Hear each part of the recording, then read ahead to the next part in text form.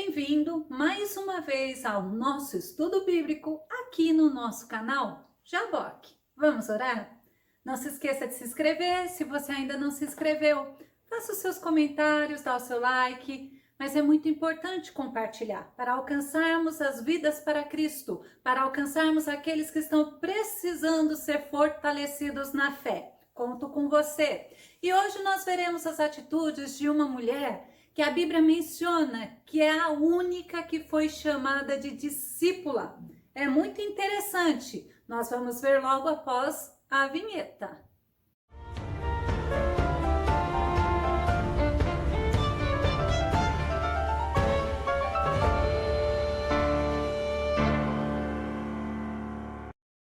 O nome desta mulher é Dorcas. E o tema do nosso estudo de hoje é muito legal, porque é sendo inspirado com as atitudes de Dorcas, uma discípula misericordiosa que viveu o Evangelho. Nosso texto base está em Atos, no capítulo 9, de 36 a 42. E havia em Jope uma discípula chamada Tabita, que traduzido se diz Dorcas. Esta estava cheia de boas obras e esmolas que fazia. E aconteceu naqueles dias que, enfermando ela, morreu. E tendo-a lavado, a depositaram num quarto alto.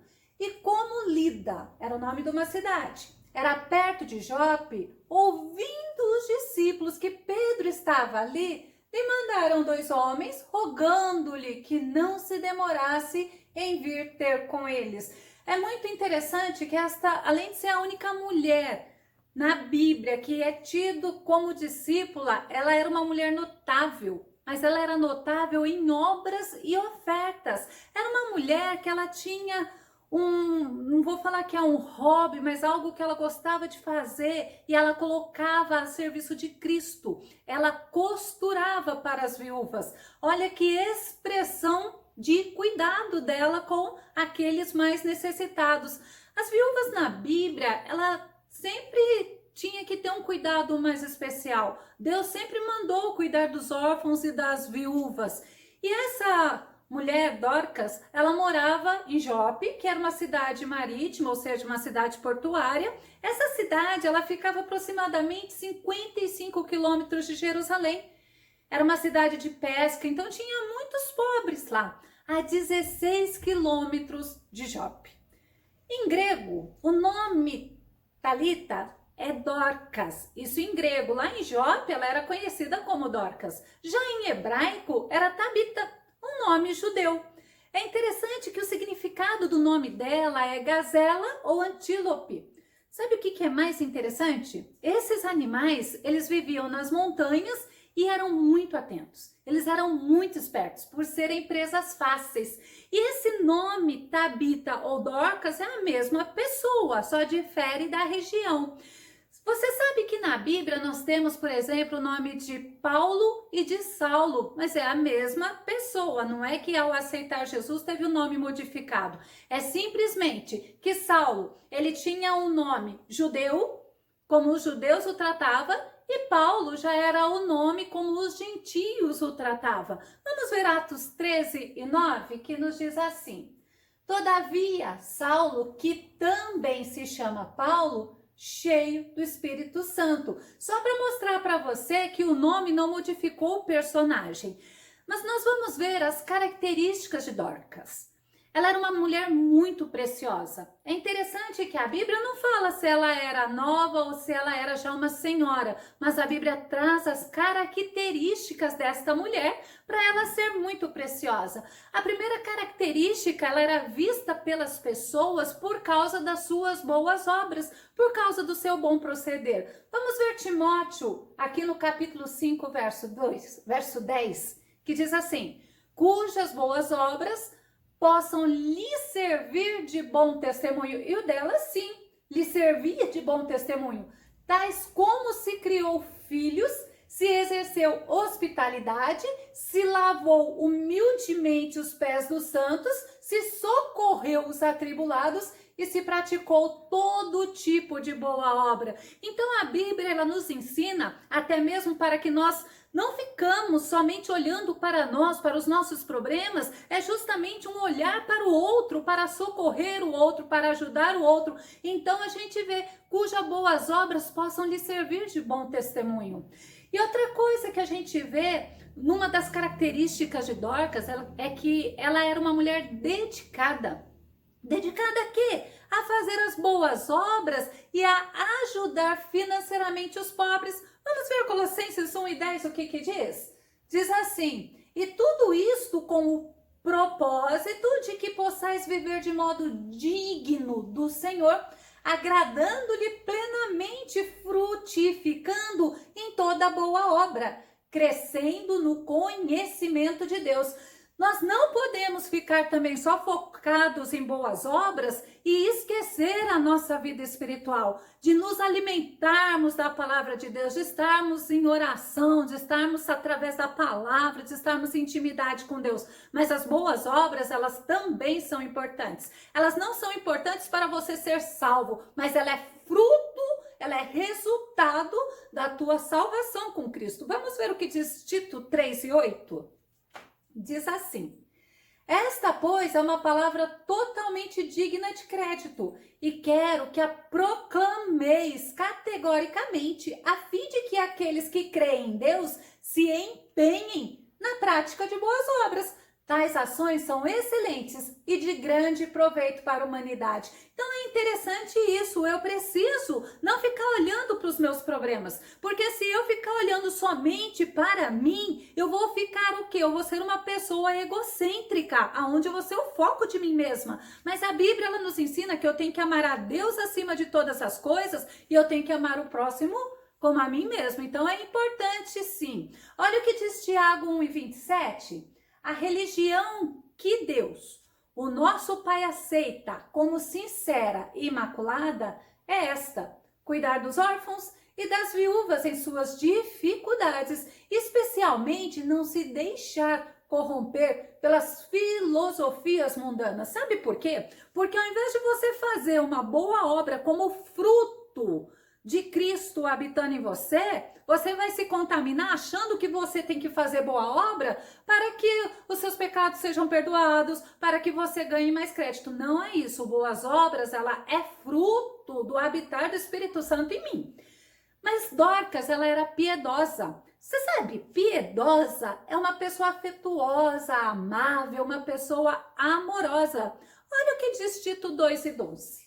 Diz assim, ensinando-nos que, renunciando à impiedade e às concupiscências mundanas, vivamos neste presente século sóbria, justa e piamente, moderadamente e de um modo piedoso, né?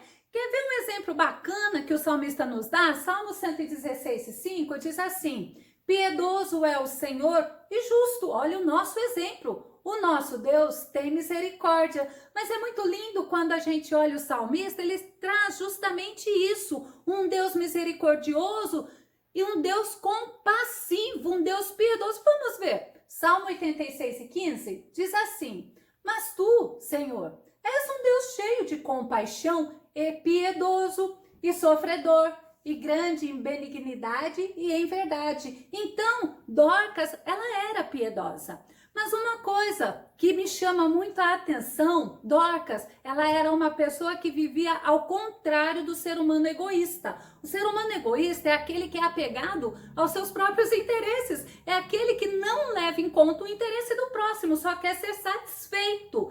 Mas sabe que característica é essa?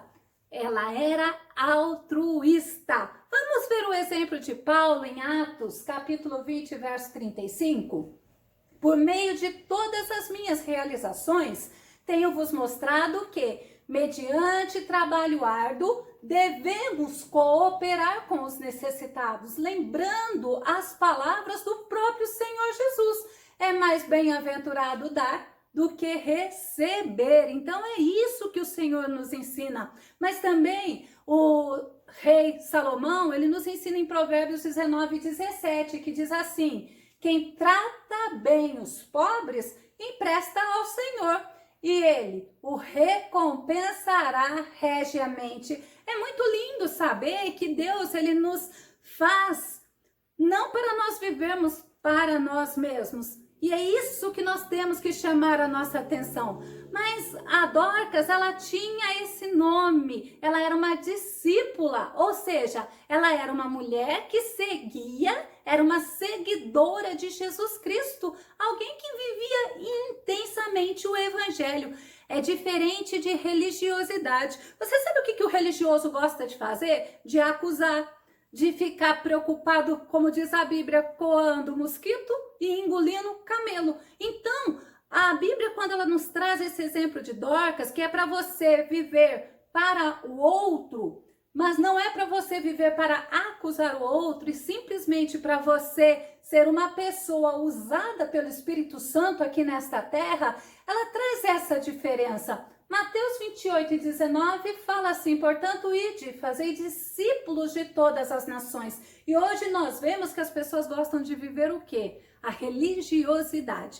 Mas é possível que Dorcas, ela tenha sido uma pessoa convertida através do evangelho pregado, sabe por quem? Por Filipe. Não é comprovado, é simplesmente possível. Aconteceu algo que mudou a vida daquelas viúvas. Nós lemos no início que Dorcas adoeceu, um ser humano como eu e como você. Mas aconteceu algo mais grave. Dorcas veio a falecer.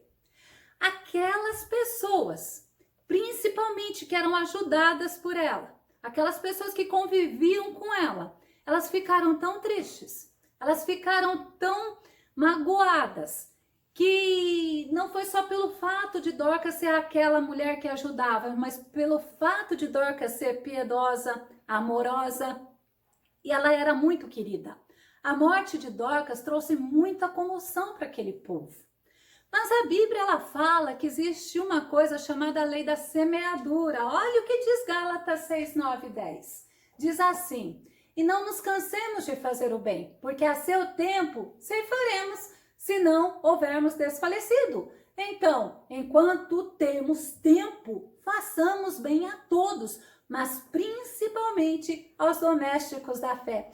É muito lindo quando você olha essa palavra de Paulo aos Gálatas e fala assim: olha, não cansa de fazer o bem. Sabe por quê? Porque a maioria das pessoas, elas querem fazer o bem e já querem receber o bem. Mas não é sempre assim que funciona.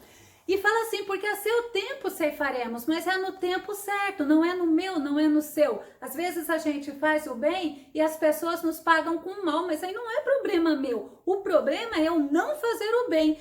E é interessante que fala assim: então, enquanto temos tempo, a Bíblia fala que a hora vem em que ninguém vai saber. Eu não vou saber, vai que adoece, né? Fica de cama. Então a Bíblia é bem claro nisso. Enquanto você tem tempo, faça bem a todos, mas principalmente aos domésticos da fé. E naqueles dias a gente vê na história de Dorcas que o apóstolo Pedro estava numa cidade chamada Lida, próximo de Jope, aproximadamente uns 16 quilômetros de distância. E o que eles fizeram? Eles mandaram 2 homens ir lá chamar Pedro e falaram: Pedro, não se demore. Na história, biblicamente, a gente não vê se foi enquanto Dorcas estava doente ou se ela já estava morta. O que eu sei é que Pedro não se demorou. Assim que Pedro chegou lá, aquelas viúvas, elas vieram receber Pedro chorando e mostrando o trabalho da mão de Dorcas. Olha o que diz Atos 9:39.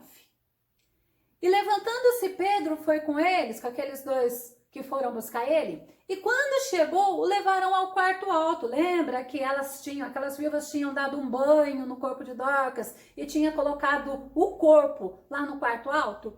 E todas as viúvas o rodearam a Pedro chorando e mostrando as túnicas e roupas que Dorcas fizera quando estava com elas. Naquela época, principalmente, ainda existe algumas regiões, né, algumas culturas que têm mulheres que são pagas para chorar no enterro. Mas não foi necessário, porque Dorcas, ela era tão amada, ela era tão querida, ela tinha um nome assim tão que era zelado pelas pessoas, que aquelas mulheres elas estavam aos prantos por causa daquela perda. Não foi necessário pagar alguém para o choro, foi choro verdadeiro. Olha o que está acontecendo, que Pedro faz em Atos 9, verso 40 e 41. Mas Pedro, fazendo sair a todos, pôs-se de joelho e orou. Ah, como é bom diante de uma aflição você buscar aquele que pode te trazer resposta. E voltando-se para o corpo, disse: Tábita, levanta-te. E ela abriu os olhos e vendo a Pedro, a Bíblia diz, ela assentou-se. E ele, dando-lhe a mão, a levantou e chamando os santos e as viúvas, apresentou-lhe viva. É interessante que na cidade de Lida, Pedro fez algo semelhante, só que a pessoa não estava morta. É um homem chamado Enéas. Vamos ver Atos 9, 33 e 34. E achou ali certo homem chamado Enéas, jazendo numa cama havia 8 anos, o qual era paralítico. E disse-lhe Pedro: Enéas, Jesus Cristo te dá saúde. Levanta-te e faze a tua cama. E logo se levantou. Olha o que diz Atos 9:35. E viram-no todos os que habitavam em Lida e Sarona, os quais se converteram ao Senhor. Todo milagre que Jesus faz tem um propósito, e o propósito é a glória do nome de Deus. Nós vivemos para a glória do nome do Senhor, porque cada dia vivo nosso é para a glória do nome do Senhor. E aí nós vemos que é muito bom você servir a Deus, é muito bom você saber que Deus é vivo e que Ele faz milagres e Ele faz maravilhas, mas não é para o nome do homem ser glorificado, é para o nome do Altíssimo ser glorificado. Sabe qual foi o resultado da ressurreição de Dorcas? Olha Atos 9:42, que diz assim: e foi isto notório por toda Jope, e muitos creram no Senhor. Lembra que eu falei que todo milagre de Deus tem um propósito, e o propósito é para a glória do nome do Senhor? Lembra que eu falei que cada dia que nós estamos vivendo também tem um propósito? Dele, eu, dele, por ele e para ele. Você é dele, por ele e para ele. Todos nós somos dele, por ele e para ele. Principalmente nós aceitamos o Senhor Jesus. O Espírito Santo veio habitar em nós. O nosso propósito não tem que ser nós mesmos. O nosso propósito tem que ser o Evangelho. E sabe o que é o Evangelho? É boas novas. É eu levar novas de paz, novas de alegria, novas de salvação ao outro. Vamos começar a concluir. As boas obras realizadas por Dorcas foi provada pela expressão de amor, pela expressão da fé, pela dedicação dela àqueles que eram de Cristo. Tiago fala que a fé sem obras é morta. As boas obras, elas são direcionadas e comunicadas pelo próprio Cristo, pelo próprio Espírito Santo. Quantas vezes nós estamos até mesmo com um dinheiro e o Senhor fala, dê para fulano. E tem horas que a gente fala assim, ai meu Deus, mas a gente obedece. Isso nós estamos glorificando a Cristo. Por quê? Porque Cristo sabe a necessidade de cada um. Agora tem obras que são mortas. Por quê? Como assim obras mortas? Tem pessoas que gostam de fazer para serem recompensados. E não é isso que nós devemos fazer. Assim como tem pessoas que fazem para tirar o peso da consciência dela, para achar que as coisas vão acontecer melhor para ela. E não é para isso que nós fazemos boas obras. A Bíblia fala que é melhor dar do que receber. Dorcas, ela dava muito para o Senhor, através do cuidado que ela tinha com as viúvas, com os pobres, com os necessitados. Dorcas, ela dava o seu tempo, ela usava o seu talento. Sabe o que era o talento de Dorcas? Ela costurava. Eu não sei se para algumas pessoas ela chegava a vender o fruto do seu trabalho, mas eu sei que ela cuidava do outro. Como é lindo a gente cuidar do outro. Ela só tinha linha, agulha e tecido. Era com isto que ela agradava o Senhor. E é muito interessante quantas pessoas estão paralisadas porque elas idealizam que para ela fazer alguma coisa tem que ser grande, tem que ser tremenda, tem que ser um espetáculo. Não! O que nós fazemos para o Senhor é o Senhor que vai fazer frutificar. E Deus deixa isso muito claro para nós neste dia. É com o que você tem. Sabe o que você tem? Faça a obra. É o que Deus manda dizer. Olha o que diz Miqueias 6:6. Com que eu poderia comparecer diante do Senhor e curvar-me perante o Deus exaltado? Eu pergunto para você, como você tem expressado Cristo? Como você tem feito através do seu tempo para Cristo, cuidando dos outros? Às vezes Deus coloca com você alguém necessitado e você fica reclamando, ai que fardo, ai é pesado. Imagina se fosse você. Agora imagina o amor de Deus por esta pessoa que você está cuidando. Olha o que diz Gálatas 6:8. Porque o que semeia na sua carne, da carne ceifará o quê? Corrupção. Mas o que semeia no Espírito, do Espírito ceifará a vida eterna. Nós temos muito que aprender com Dorcas. Vamos estar atentos. Vamos ver o que nós podemos fazer para a glória do nome do Senhor, para que o Senhor seja glorificado através da nossa vida, através da nossa atitude. Todos nós temos algo para fazer para o Senhor e que o Senhor Jesus venha te despertar para a obra dele, que o Senhor Jesus venha te abençoar e até o nosso próximo estudo aqui no nosso canal Jaboque. Vamos orar? Deus te abençoe. Amém.